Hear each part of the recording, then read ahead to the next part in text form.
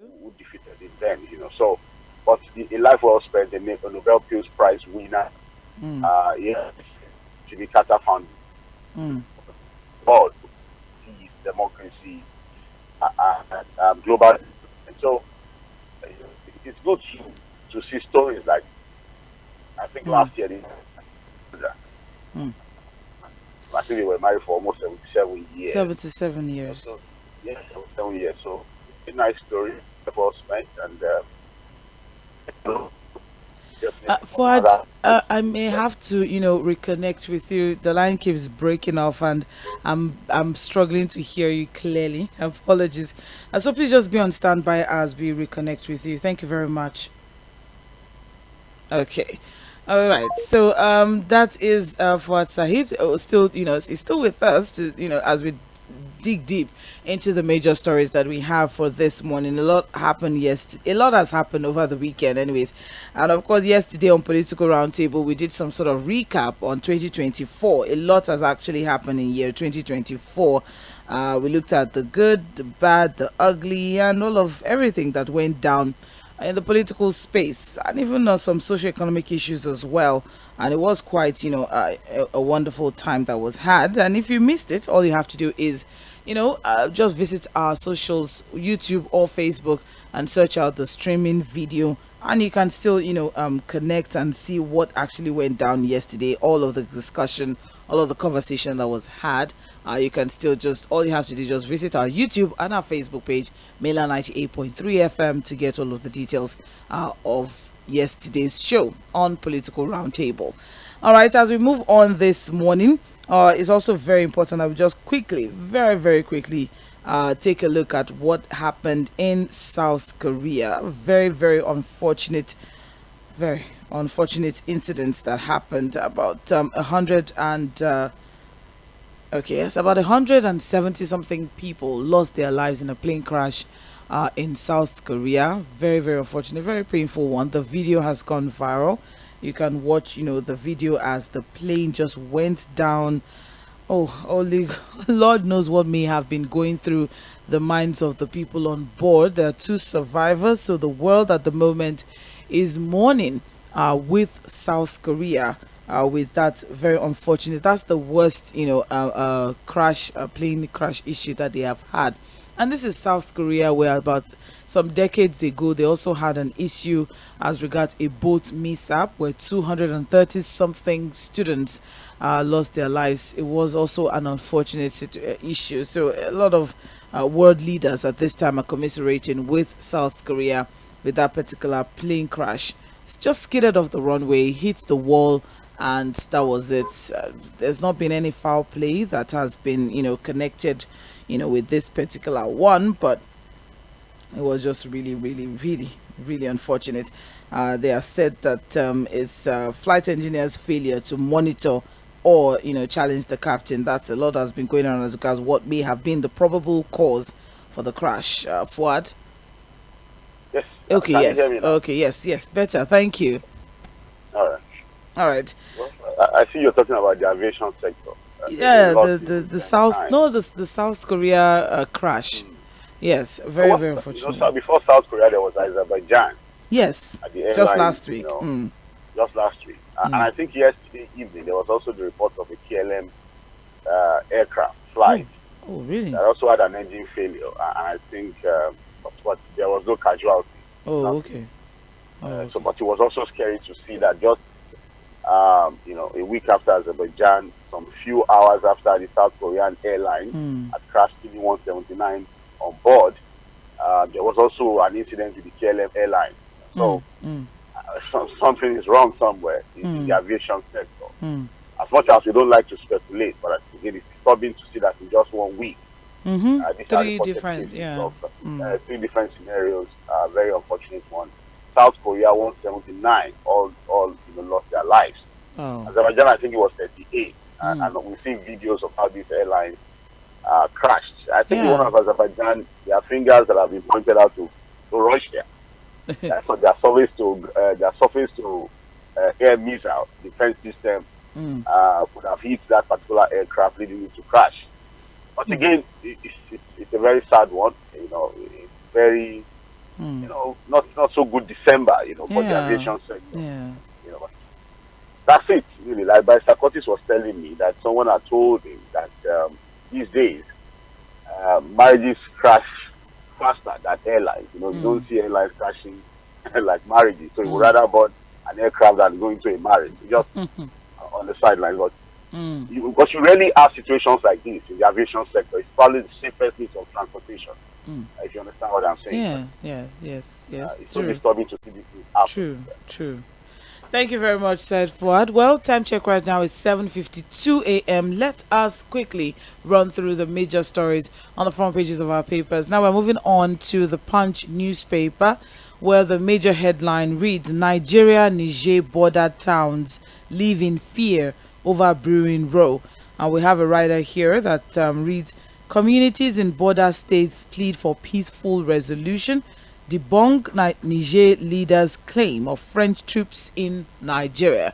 We started this conversation last week, Fuad, where the federal government of Nigeria was reacting to claims from the Nigerian government as regards the fact that Nigerian government is working with some people, whereas here in Nigeria we are trying to battle Lakurawa and trying to push them out. But that back and forth was sometime last week.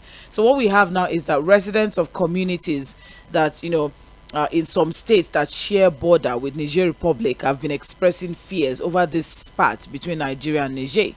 All right, and let's not forget very quickly to the report now. In a Christmas Day interview, Niger's military ruler Brigadier General Abdurrahmane Tchiani accused Nigeria of colluding with France to destabilize the junta-led nation, and he claimed that Nigeria had provided a base for French soldiers near Lake Chad, adding that training camps had been established for terrorists in Sokoto, Kebbi and Zamfara, all aimed at destabilizing Nigeria. But of course, the federal government has denied the claims.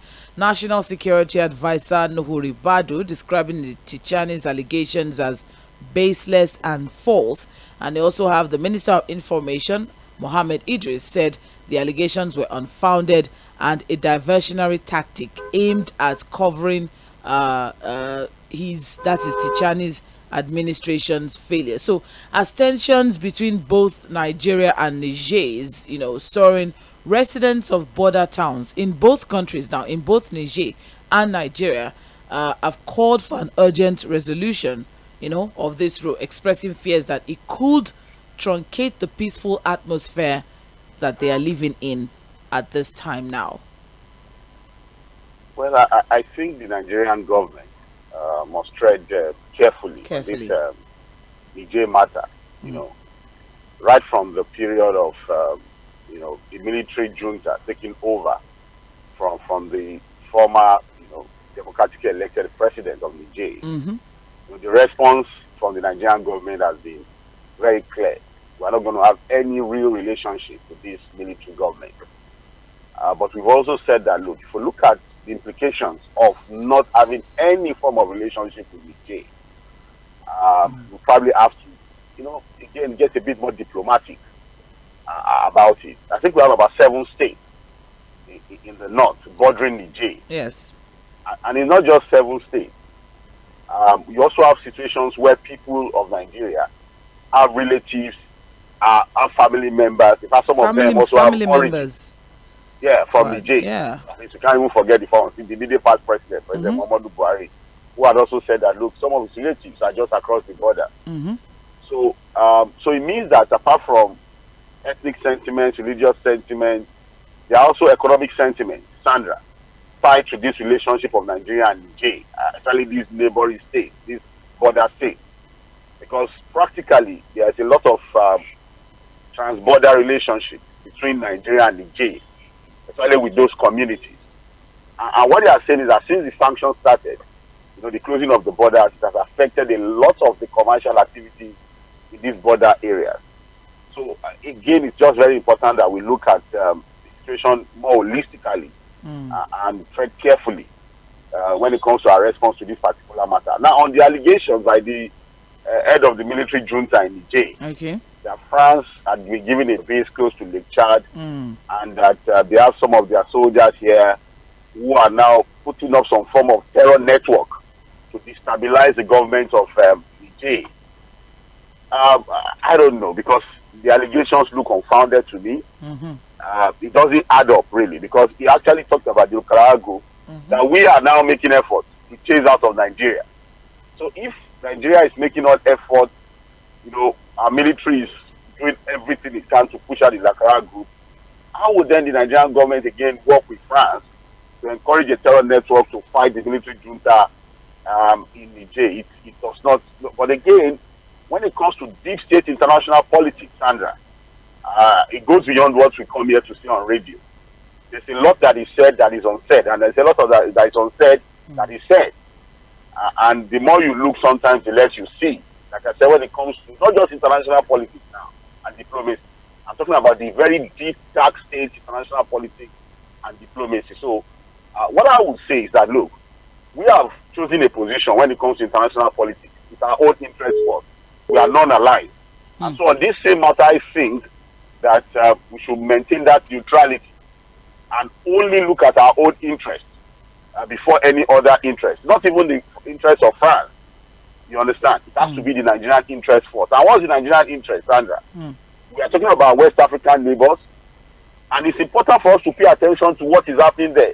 Look, if we do anything that affects Niger, we are not just fighting Niger. Remember that they also have a friend in Mali and Burkina Faso. Yeah. So, because those are countries who have now formed some form of what's it called, cooperation among themselves.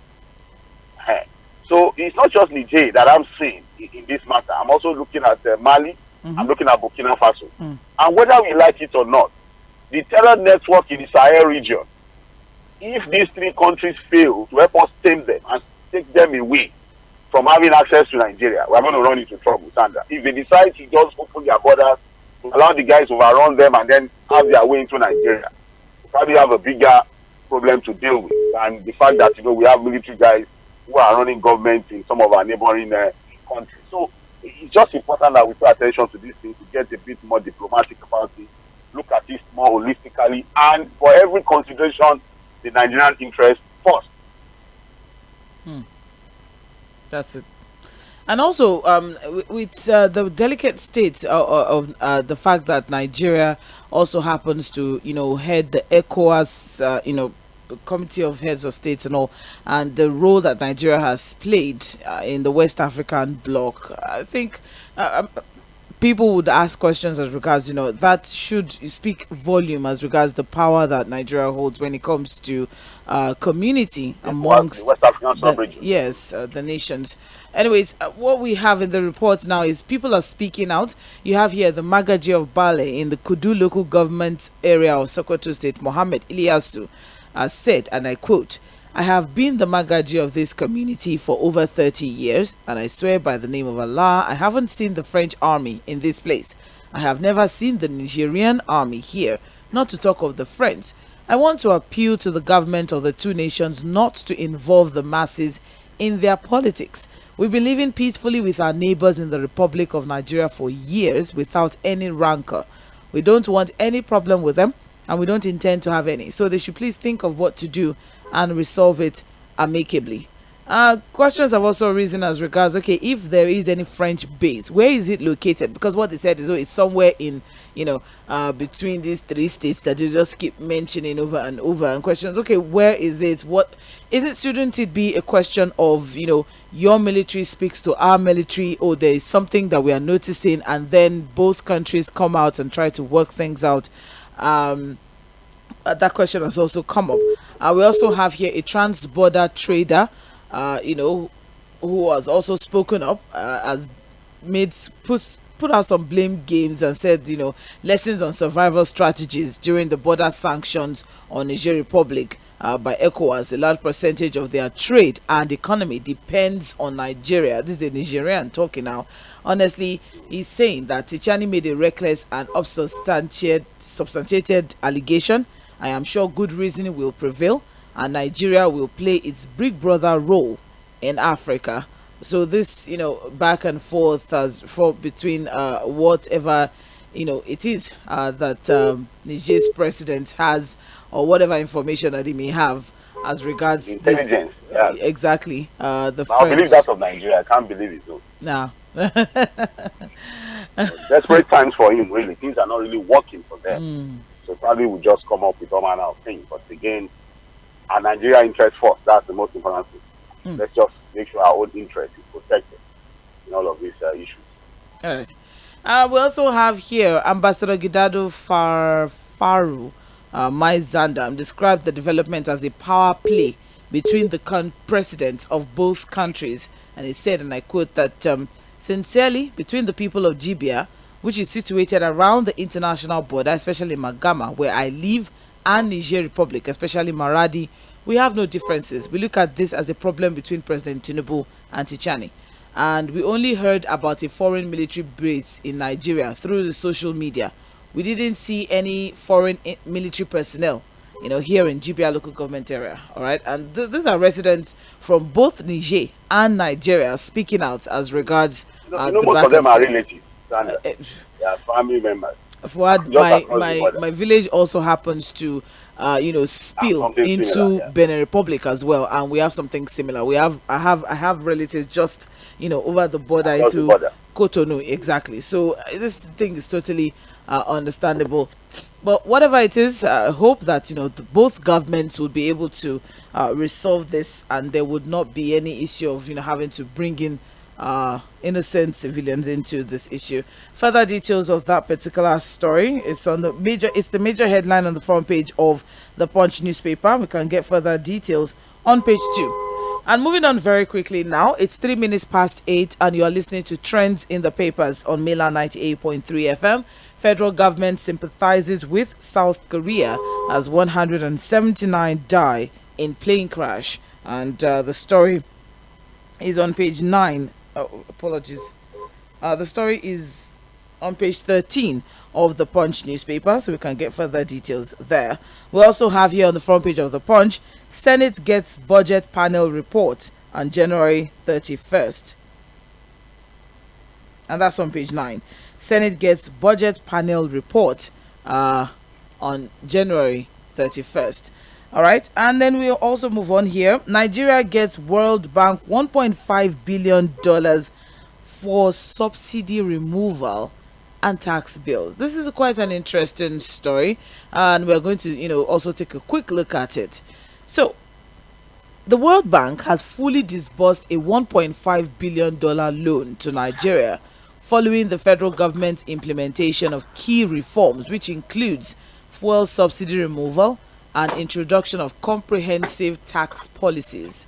The loan, which is part of reforms for economic stabilization to enable reforms for economic stabilization to enable transformation development policy financing initiative. That's the name of the loan.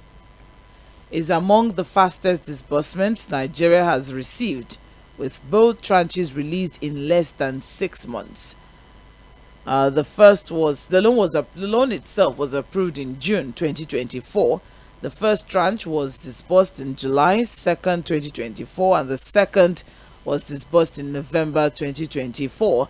And this is actually rapid disbursement, which in contrast to other loan programs, we typically experience delays due to slow or partial implementation of conditions, and questions around all of our reforms having been tied to a lot of loans that we have collected over and over, and which brings us to the question as regards the influence that the global financing world has on our economy in Nigeria. Let's take a look first at the reports as regards this $1.5 billion loan disbursed to Nigeria in 2 tranches with different maturity period. The first has its own 12-year maturity and a 6-year grace period, and the second tranche has a 24-year repayment period with an 11-year grace period. And the document summarizes the progress made for the reforms. I can't take that long, very, very long. The name of the loan, that is. So forward. Here we are We have 750 million disbursed sometime in July, $750 million disbursed in November. Different maturity loans, both tied to different reforms by the President Tinubu-led administration here in Nigeria. And there's actually a lot for us to look through as regards, the conditions that have to have been met before, excuse me, the conditions that had to have been met before the loans were disbursed, because according to the document, a critical reform that unlocked the second tranche was the removal of fuel subsidies. And the World Bank commended the government for not only meeting the condition but exceeding expectations by fully deregulating the fuel markets, because the document reads that in terms of implementation, when the tranche release conditions formulation required introducing the change over a specified time-bound implementation period, the borrower moved ahead and made the change immediately, thereby overachieving the TRC in this respect. So effective October 2024, the price of PMS has been determined by the international market, and the exchange rate set by the Central Bank of Nigeria for the conditions. Well, it's as simple as you've just read it out. These reforms, are not even our own reforms. They are conditions, and that's why people are saying that, look, so this insistence on going ahead with this reform, this desperation, to just go ahead with this reform, remove subsidy, float the currency, and all of that, it's all tied to the interest of the World Bank, IMF, and all of these foreign lenders. Conditions. And you can, sorry? So there are conditions for in fulfillment of the reception of the loan, not really something that, the people need this thing, let's do it for them. It's like I said, the question we should ask ourselves, to what end? Okay, why would the World Bank, for example, be willing to give us a $1.5 billion loan and then say, look, for you to get this loan, remove subsidy. So for you to get this loan, you have to float your currency, devalue your currency, because the value is too artificial. To what end? Let us ask ourselves, Sandra, what would have been the reason why the World Bank would be telling your government that, look, we have this money. Like you throw banana to monkey. Say, see you, they here. But for you to get this thing, you must immediately. And look at what the story is telling you. The fastest disbursement ever. Just in June, it was approved. And because they saw that the government, is quickly able to do what the World Bank is telling them. The loan has been approved. Standard, $1.5 billion, 2 tranches. So the question now we should ask ourselves, what does the World Bank want to achieve with us for insisting on those reforms? So you now know that whether you like it or not, forget whatever anybody is telling you in government. These reforms in itself, the way it has been handled and implemented, is as a result of what these people are telling them. You must do it, whether you like it or not. If you want us to continue to give you this money, and then we ask ourselves, the loans you have been getting, what have we seen? What has changed? So as the World Bank continue to insist, Sandra, that we do these things against the interest of the Nigerian people, who have been further impoverished, thrown into more poverty, more suffering, more hardship, and then they continue to give our government this money, what do they intend to achieve with us, Sandra? Remember Professor Olubayi, what he said, Sandra, that don't do what they tell you to do. Look at what they are doing in their own country. Sandra, in their own country, they subsidize things, everything for their own people. Practically almost everything is heavily subsidized for their own people. But we've talked about these neo-colonial institutions. We call it neo-colonial because, look, when we all fought colonialism, most of the African countries, and won in the early 60s, these countries created these institutions to recolonize a lot of underdeveloped nations. And what they do basically is the things you are now saying. It did not start today. It started even from the military era. Structural Adjustment Program, SAP, and all of these things. The Babangida government particularly, its relationship and romance with IMF and World Bank. And it's so unfortunate that until now, most African countries, most African leaders have not still been able to read the room. They have not gotten the memo.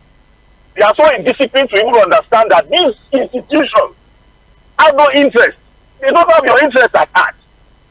And do you know what is going to happen? A lot of times when they do this thing, they throw those countries into bigger poverty. They know that most of these leaders are so corrupt, and that the corruption index in most of these countries will not make them utilize the funds properly. So they remain indebted, their people get poorer, and then when as a result of excruciating poverty in those countries, they descend into chaos and crisis, the same institutions will now set up NGOs and set up funds. You know, when you now have a lot of IDP camps as a result of the crisis, and then if you slide into a civil war as a result of some of these things, the people who manufacture weapons in this country will start to sell weapons to you. Sandra, until our leaders understand that there's nothing to gain from these institutions, we are going nowhere.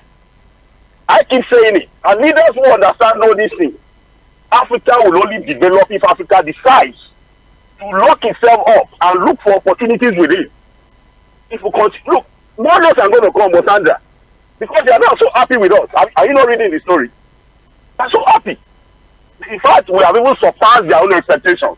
And what are the expectations? Put your people into more poverty. Put your people into more suffering. If possible, let the poverty and suffering lead to more insecurity. If possible, you could begin to fight yourself. And then we'll come again, donate food, donate whatever. Sandra, when I keep saying that, look, we are going nowhere. This. When I read the story, I was not surprised really, because he said these things over and over again. And after, with all of these monies, what do we have on ground, Sandra? What is it? Is that tangible thing that you have seen that shows that we are going through a different path? So we don't know, our leaders don't know that these are neo-colonial structures aimed at ensuring that look, underdeveloped nations do not get out of poverty. And so they surpass the expectations. The monies have come very fast, and more monies will come, and the people remain poor and continue to remain poor. All right. Well, apparently, just as Father mentioned, it's a lot of conditions attached to this particular loan. $1.5 billion, 750 first tranche, 750 second tranche, and the first is as regards the removal of subsidy. The second is on the tax bill, the Nigeria Tax Bill 2024 that has been submitted to the National Assembly. Also part of the condition. Yeah, where there's a proposal of a gradual increase in VAT to 10%. To 10% by 2025, alongside measures to simplify tax compliance and expand input tax credits for businesses. So, the document reads that the borrower, which is Nigeria, has successfully carried out the program as outlined in the Letter of Development Policy, with progress along all areas supported by the DPF. Following the implementation of the reforms that constituted prior actions for the first tranche, the borrower continues to carry out the program as planned. To what end, Sandra? To what end? What's the interest of the World Bank and all these institutions for insisting that we must go on with those reforms? So, reforms have all been implemented to fully deregulate the fuel market, ensuring that retail prices are determined by market conditions and opening the sector to competition. The authorities are following through on their commitment to cease deficit monetization, relying instead on standard debt instruments to finance the deficit. There were three conditions noted, three key conditions noted in the document, with the first being increasing net oil revenue. For the first condition, the World Bank noted that there was a presidential executive order that mandated that all fiscal transfers, including crude oil sales, gasoline imports, be executed at the prevailing market exchange rate, with Naira-based transactions starting in October 2024, effectively addressing implicit subsidies. The second condition was to increase non-oil revenue, and in this regard, the government submitted a draft bill to the National Assembly proposing a VAT rate increase to 10% in 2025, while also allowing input tax credits for capital and services. The third condition is to ensure social protection delivery was strengthened, and the document noted the submission of an amendment bill mandating the use of the National Social Registry as the primary targeting tool for social investment programs. And the World Bank has described the reforms as necessary for diversifying Nigeria's revenue sources, given the country's historically low tax to GDP ratio. This is the World Bank, where about a month or 3 weeks or so thereabout ago, they had said, oh no, we are looking at a decline, and the economy is not looking good for Nigeria. That's IMF and World Bank some weeks ago, and here we are now still praising the reforms and describing it as a way of us coming. It's just a lot, actually. It's a very long read for us to actually look at, but then President Bola Tinubu and members of his cabinet defended the reforms, describing them as essential for Nigeria's economic stability and growth. Well, they continue to defend it, and this is where we are. We all have the results of the reforms as it is on the lives of ordinary people. So if the government is pleased with the reform, what then can we say? And of course, the enablers, the World Bank, IMF, and all of these other institutions are saying, oh, you guys are doing a good job. So what else can we say? And that's why when some of us say people should just find a way to take care of themselves, because I don't see a different path or different thinking at that level. Well, that's exactly what I'm saying. Yes. In 18 months, Fuad, the leadership of President Tinubu has actually secured loans worth $6.95 billion from the World Bank. That's bringing and it. You can know why the loans are coming very fast, Sandra. And more are going to come. We are fulfilling conditions. To what end are we fulfilling those conditions? What could have been the interest of it? Look, again, Sandra, because some of us understand all this development agenda from this Bretton Woods organization, this top-down model of, oh, this is how we expect you to develop.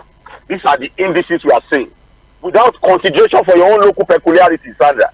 These are conversations that we've had when it comes to development communication, development policy communication, and all of that. This idea of somebody importing a development agenda for you and forcing it down your throat and saying that, look, this is how we expect you to go. Nice. And let us ask ourselves, that top-down development model, which country has it favored? Let us bring out one country that rose from underdeveloped to developing and now a developed nation as a result of the prescriptions of World Bank and IMF. Let everybody bring out just one country that grew as a result of listening to World Bank and IMF without locking themselves up for reforms and local opportunities. So if we want to continue along that path of let them continue to tell us what we do, we continue to be happy to do so, and continue to give us these loans. The loans that would eventually filter away, that we know, because of our corruption indices, would amount to nothing. Let us continue. The agenda is simple. It's a neo-colonial agenda.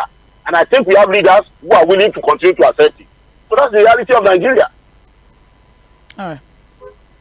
Thank you very much. For 19 minutes past 8, and you're listening to Trends in the Papers on Mainland 98.3 FM. Still on the front page of the Punch newspaper. You can get further details of the World Bank loan on page 22. We also have here CBN misappropriated 2.7 trillion naira interest on Ways and Means, and that's coming from the Auditor General of the Federation. The story is on page 21, and that's as regards misappropriation. So that's a Mayfield error. We should looking back, just as CBN. These revelations, really, what do we do with this? When you keep getting this revelation? I don't know. Just go out of free because I don't get it. You just keep telling us that, oh, we have lost this amount of money, or this amount of money was found to have been, lost, or this money was mismanaged. And okay, so what should we do? Are we still not losing money? Have we blocked all those? Maybe it's calling the attention, so the right authorities know what to do as regards recovering, these funds. Okay. But in trying to recover, those leakages that are allowed for these things, how well have we blocked those leakages? Have we stopped losing money? All right. Well, the story is on page 21 of the Punch newspaper.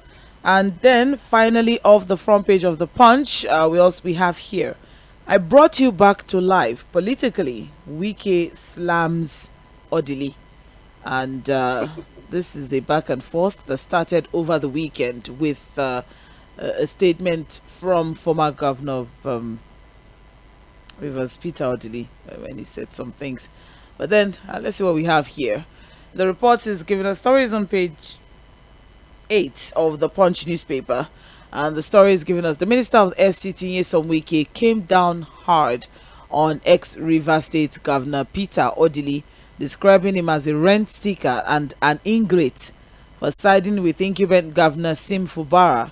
Wike is reacting to Odili's recent remark that Fubara stopped Wike from turning rivers into his private estate.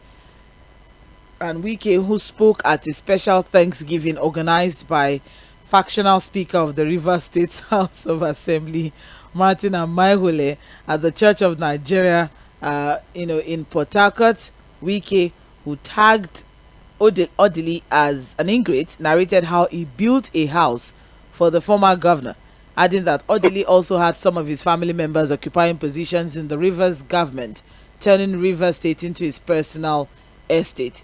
So he said a lot, and I don't know where to start. If you had read it from the Vanguard newspaper, I think what they did was to do, but we'll probably be wasting too much time, really.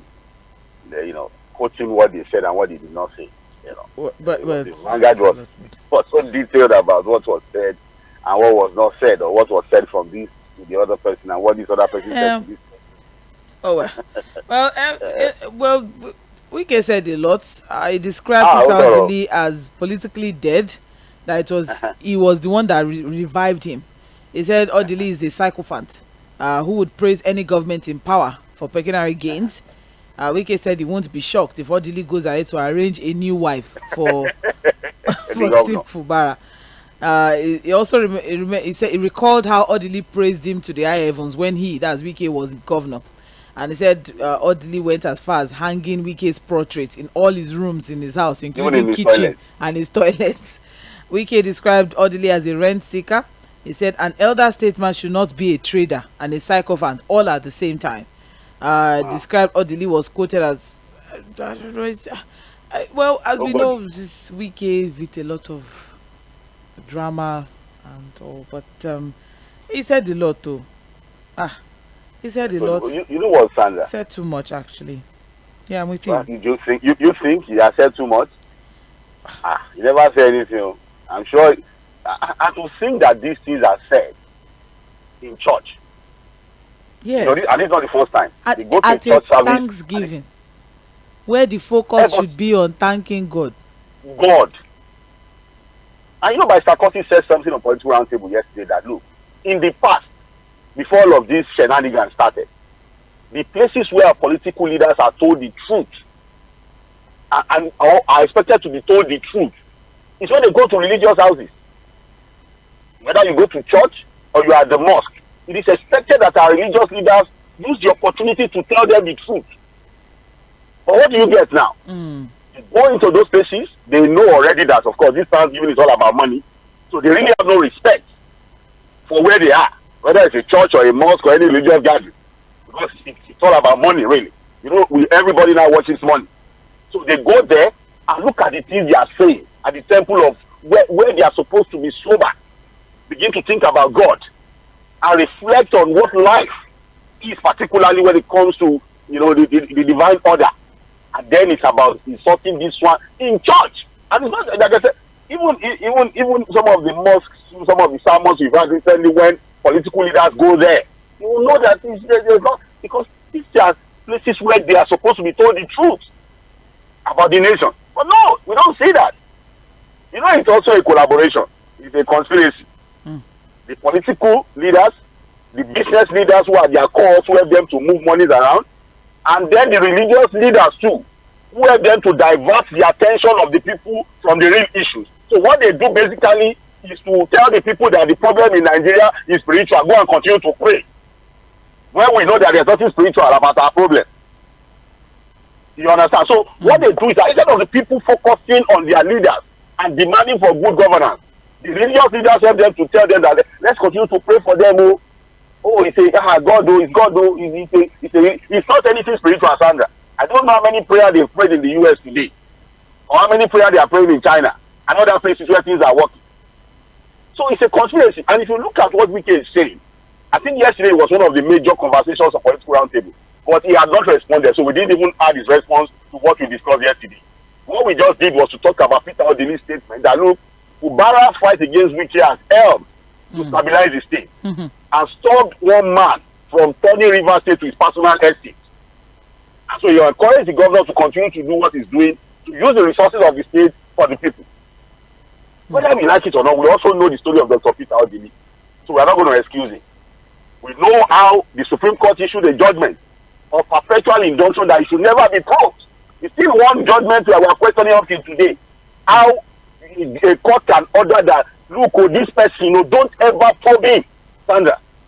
The judgment in this same Nigeria.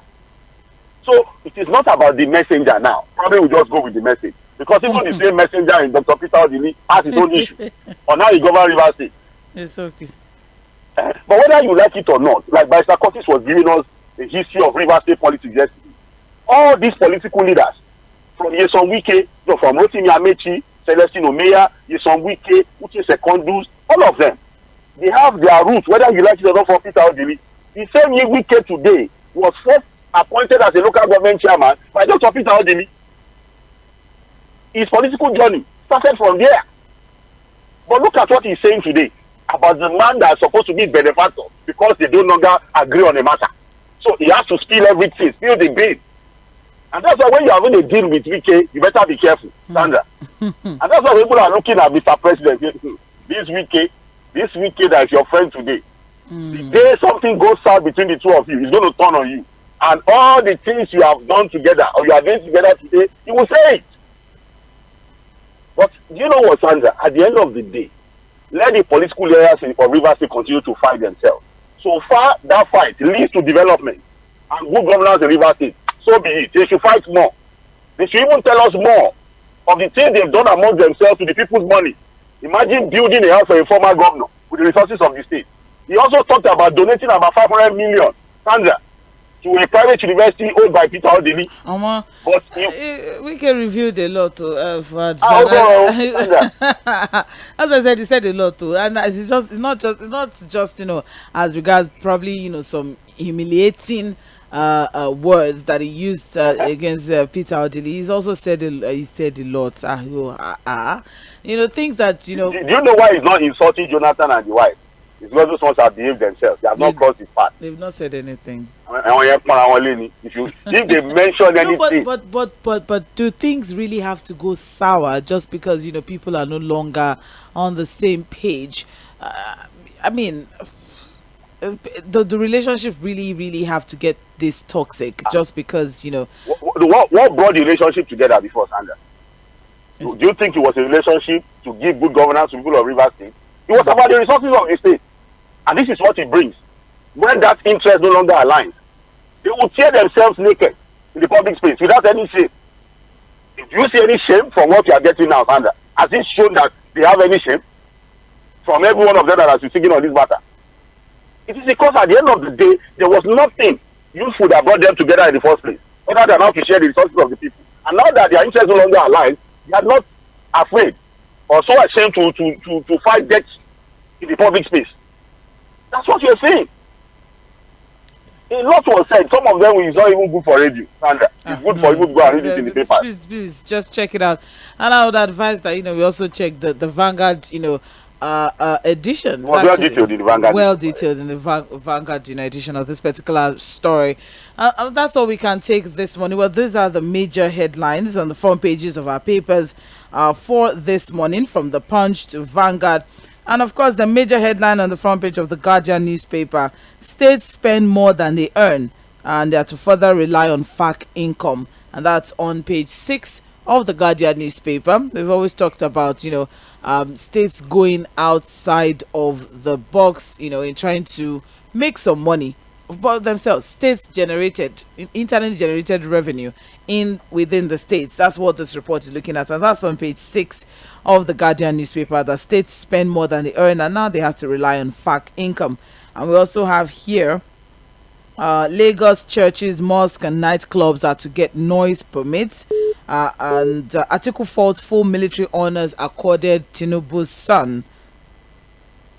That's on page 3. That's a story for another day. We don't have the time. No, we don't have the time for Talk that about because it's a serious story that we also need to talk about. Because there's a lot that is going on. And very soon we'll soon have Office of the Sferab attacks Tinubu on assets declaration in Presidency and National Assembly. We also have many federal roads. Sferab should forget it. It won't happen. Not with this administration. It won't happen. But Sferab just has to keep speaking out. Very important. Well, they did, but they should know that this one will not happen. Many federal roads in poor conditions at Yᴏᴜ despite Umahi's pledges. It's been a while we heard from Minister Dave Umahi. I hope everything is well. I trust the only time we're hearing from maybe about coastal roads. All the roads, go and check the conditions of those roads now. All this energy dissipated in talking about the coastal roads. Legacy projects. Where are the roads, existing roads, are in terrible condition? Major headline on the front page of Vanguard read Naira's slide threatens 2025 fiscal plan as CBN's forex policy drops and budget rose 74% nominally but shrunk 23% in real value. And that's on page 14. Competition between Dangote and NNPC is the reason for petrol price drop, and that's coming from Ipman, and that's on page 5 of Vanguard. Sheyi Tinubu reviewing Guard of Honor, gross violation of military tradition, and that's coming from Atiku and Bode George. Bode George is a former military person, so he probably knows what he's saying. I like if you say Atiku is just politics, Bode George, I think he's beyond politics. He was a former military officer, a senior one at that, and he said quite a whole lot about it being strange to see a guard of honor of people who are, they said they were just cadets, but those guys were wearing the Nigerian military uniform, and that look, the optics are not too good. Strange to see things like that, especially with Mr. Sheyi Tinubu, who has been moving around. He's a very suspicious and questionable man in recent times. His donations, the movement, the things he does, the meetings he attends, the meetings that ordinarily is not supposed to even be there. You see him there. Let's not talk too much because that he's just supporting his father and he's giving out the support. Support it in a manner that does not really cool the office of the president. It's okay. At some point the president himself said he should not be attending the FEC meeting. Remember? It's alright.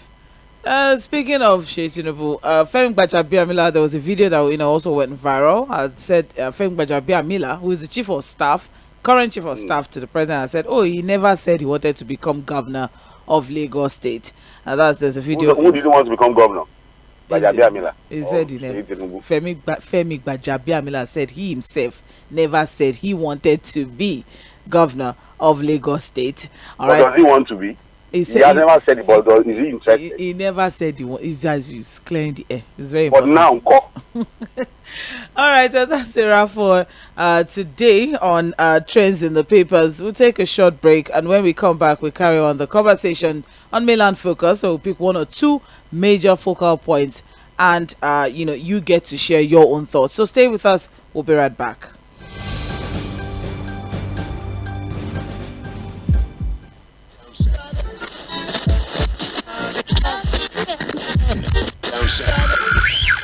You're listening to Mainland 98.3 FM.